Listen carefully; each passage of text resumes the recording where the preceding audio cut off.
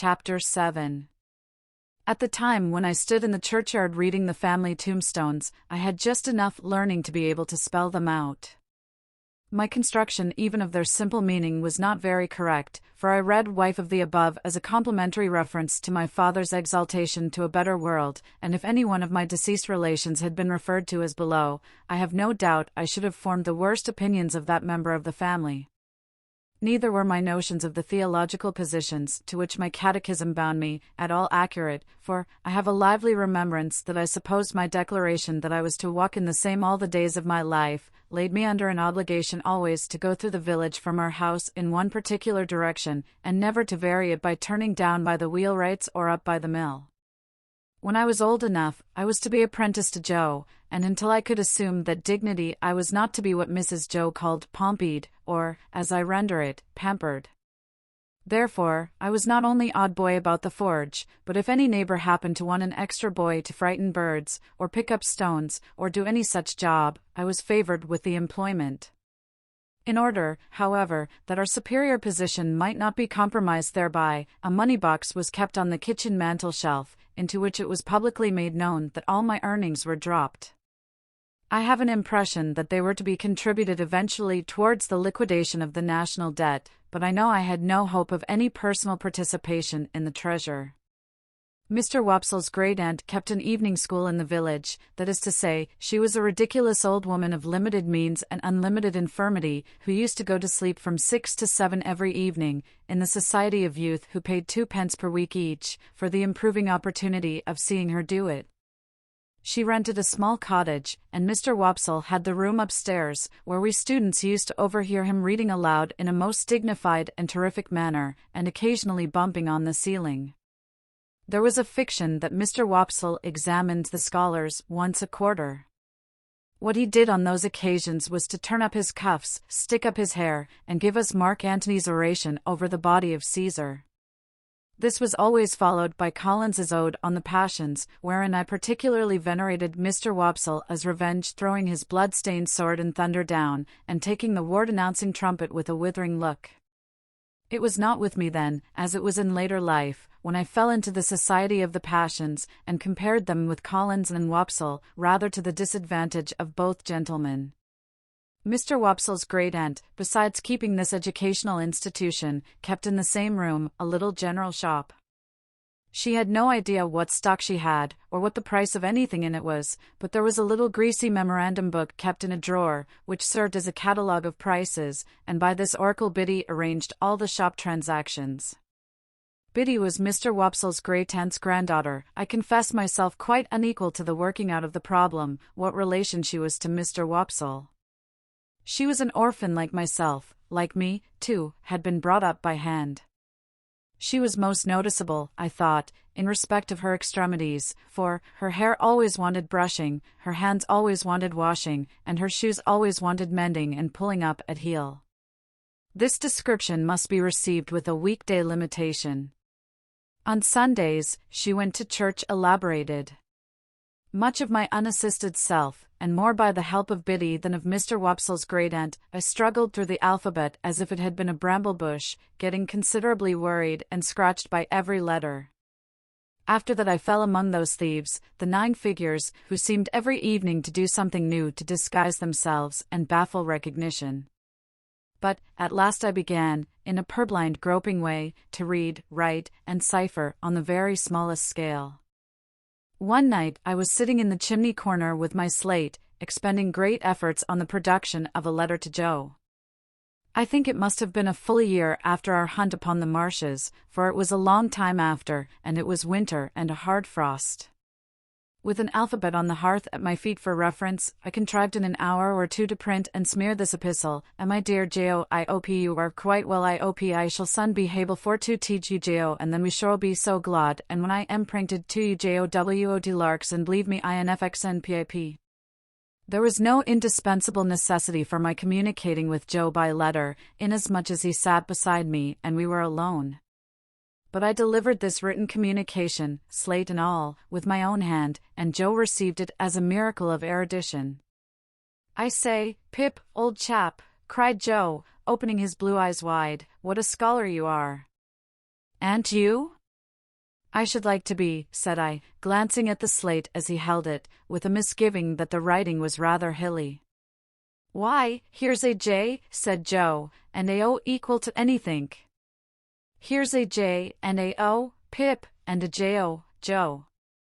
I had never heard Joe read aloud to any greater extent than this monosyllable, and I had observed at church last Sunday, when I accidentally held our prayer book upside down, that it seemed to suit his convenience quite as well as if it had been all right. Wishing to embrace the present occasion of finding out whether in teaching Joe, I should have to begin quite at the beginning, I said, But read the rest, Joe. The rest, Pip, said Joe, looking at it with a slow, searching eye. 1, 2, 3.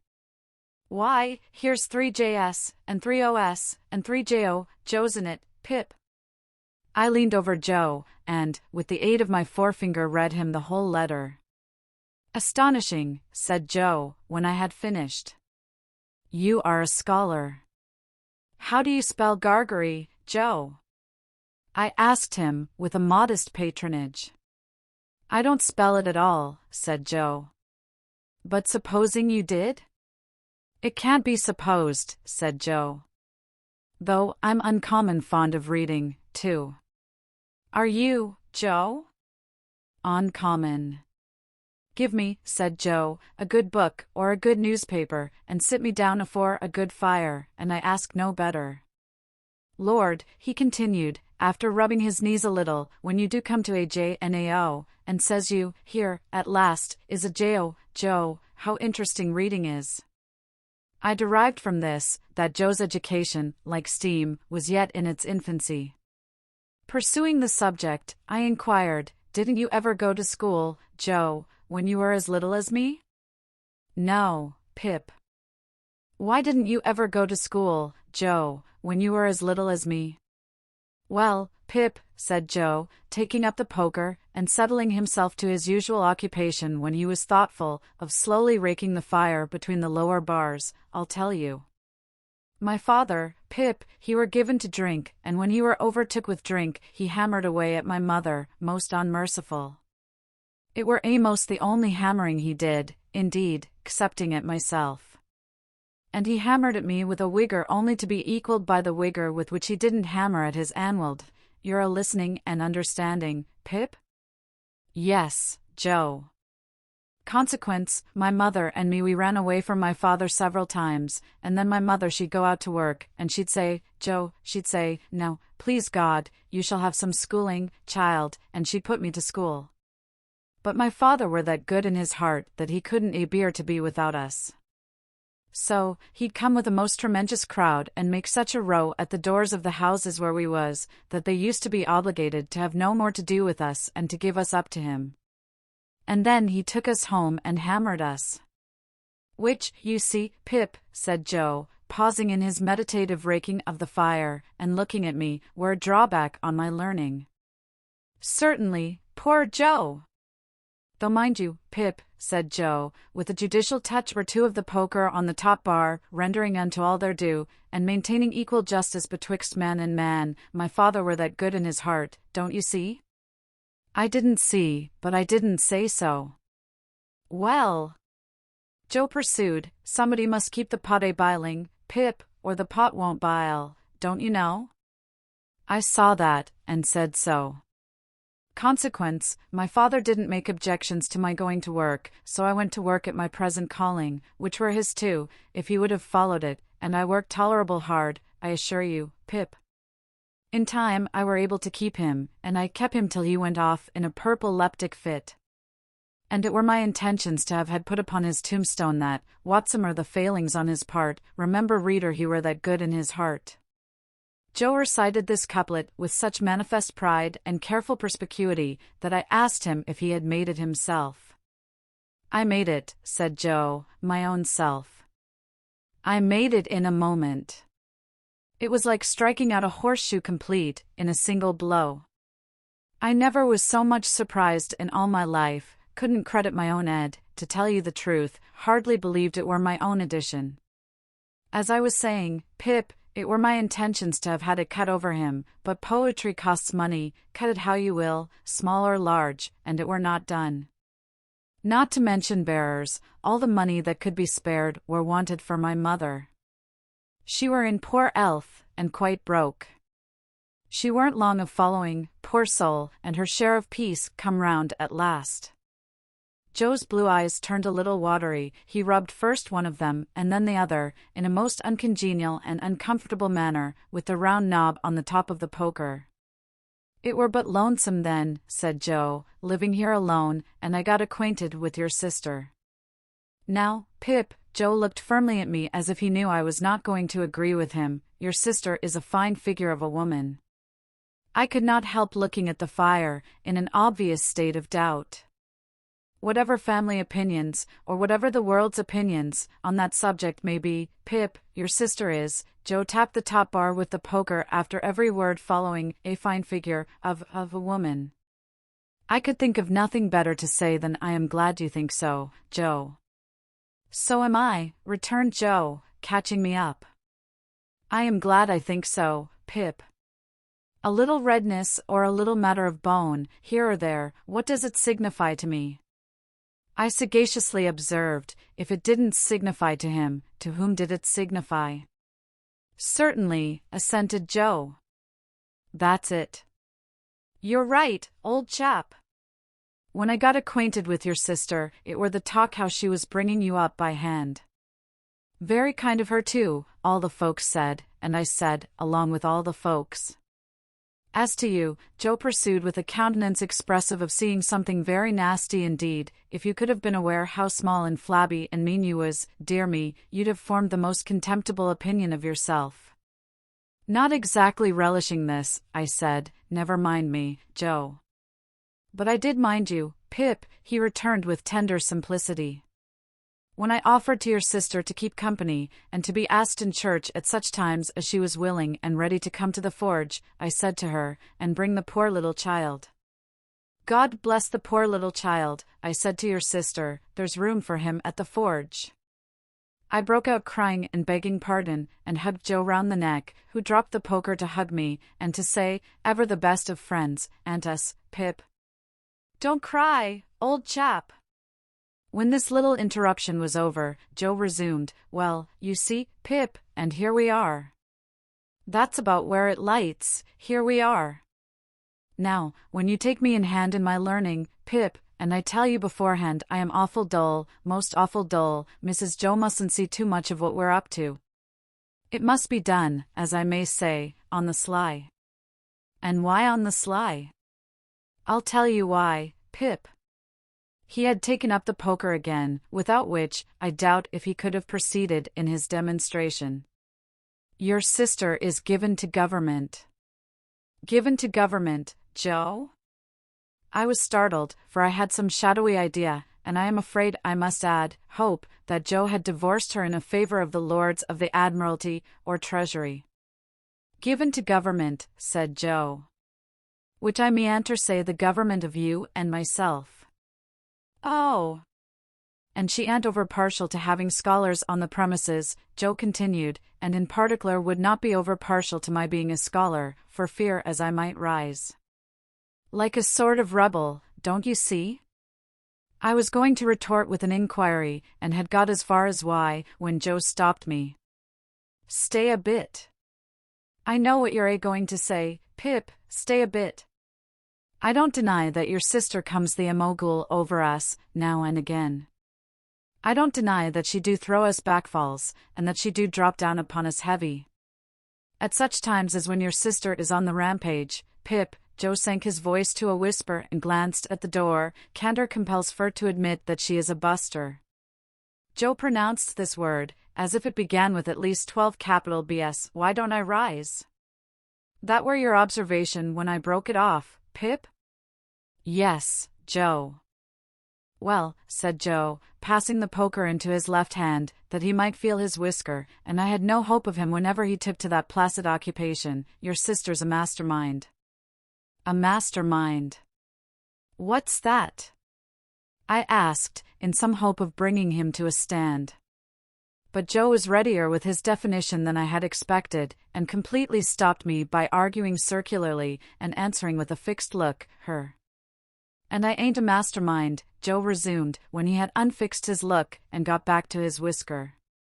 And last of all, Pip, and this I want to say very serious to you, old chap, I see so much in my poor mother, of a woman drudging and slaving and breaking her honest heart and never getting no peace in her mortal days, that I'm dead afeard of going wrong in the way of not doing what's right by a woman, and I'd fur rather of the two go wrong the t'other way, and be a little ill-convenienced myself. I wish it was only me that got put out, Pip, I wish there warn't no tickler for you, old chap, I wish I could take it all on myself, but this is the up and down and straight on it, Pip, and I hope you'll overlook shortcomings. Young as I was, I believe that I dated a new admiration of Joe from that night. We were equals afterwards, as we had been before, but, afterwards at quiet times when I sat looking at Joe and thinking about him, I had a new sensation of feeling conscious that I was looking up to Joe in my heart. However, said Joe, rising to replenish the fire, here's the Dutch clock working himself up to being equal to strike 8 of 'em, and she's not come home yet. I hope Uncle Pumblechook's mare mayn't have set a forefoot on a piece o' ice, and gone down. Mrs. Joe made occasional trips with Uncle Pumblechook on market days, to assist him in buying such household stuffs and goods as required a woman's judgment, Uncle Pumblechook being a bachelor and reposing no confidences in his domestic servant.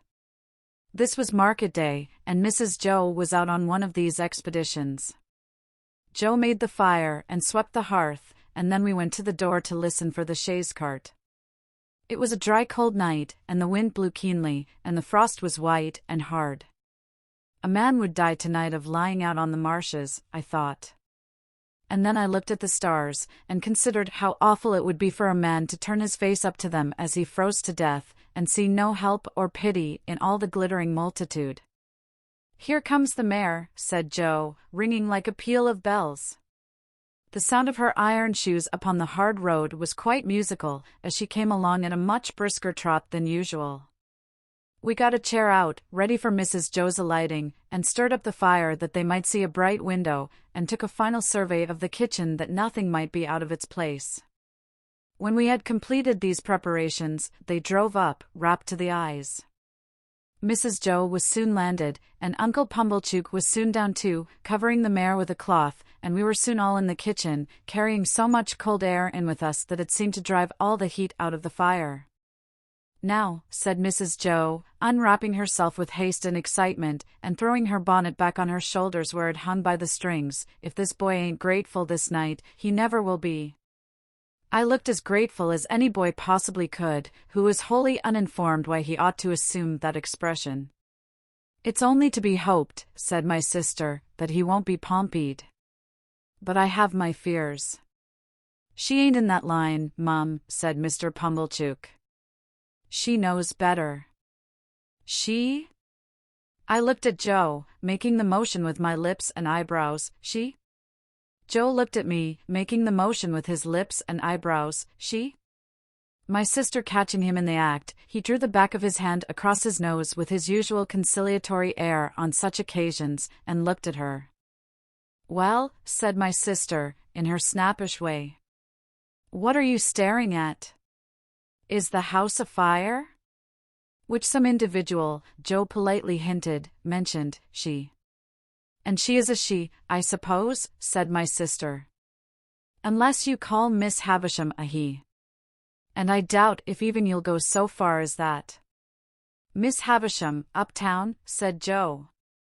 "Is there any Miss Havisham downtown?" returned my sister. "She wants this boy to go and play there. And of course he's going. And he had better play there," said my sister, shaking her head at me as an encouragement to be extremely light and sportive, "or I'll work him." I had heard of Miss Havisham uptown, everybody for miles round had heard of Miss Havisham uptown, as an immensely rich and grim lady who lived in a large and dismal house barricaded against robbers, and who led a life of seclusion. "Well, to be sure," said Joe, astounded. "I wonder how she come to know Pip." "Noodle," cried my sister. "Who said she knew him?" Which some individual, Joe again politely hinted, mentioned that she wanted him to go and play there. And couldn't she ask Uncle Pumblechook if he knew of a boy to go and play there? Isn't it just barely possible that Uncle Pumblechook may be a tenant of hers, and that he may sometimes, we won't say quarterly or half-yearly, for that would be requiring too much of you, but sometimes, go there to pay his rent? And couldn't she then ask Uncle Pumblechook if he knew of a boy to go and play there? And couldn't Uncle Pumblechook, being always considerate and thoughtful for us, though you may not think it, Joseph, in a tone of the deepest reproach, as if he were the most callous of nephews, then mention this boy, standing prancing here, which I solemnly declare I was not doing, that I have forever been a willing slave to? Good again, cried Uncle Pumblechook. Well put. Prettily pointed. Good indeed. Now, Joseph, you know the case. No, Joseph, said my sister, still in a reproachful manner, while Joe apologetically drew the back of his hand across and across his nose, you do not yet, though you may not think it, know the case. You may consider that you do, but you do not, Joseph. For you do not know that Uncle Pumblechook, being sensible that for anything we can tell, this boy's fortune may be made by his going to Miss Havisham's, has offered to take him into town tonight in his own chaise cart, and to keep him tonight, and to take him with his own hands to Miss Havisham's tomorrow morning. And Laura mussy me, cried my sister, casting off her bonnet in sudden desperation, here I stand talking to mere mooncalves, with Uncle Pumblechook waiting, and the mare catching cold at the door, and the boy grimed with crock and dirt from the hair of his head to the sole of his foot. With that, she pounced upon me, like an eagle on a lamb, and my face was squeezed into wooden bowls and sinks, and my head was put under taps of water butts, and I was soaped, and kneaded, and towelled, and thumped, and harrowed, and rasped, until I really was quite beside myself.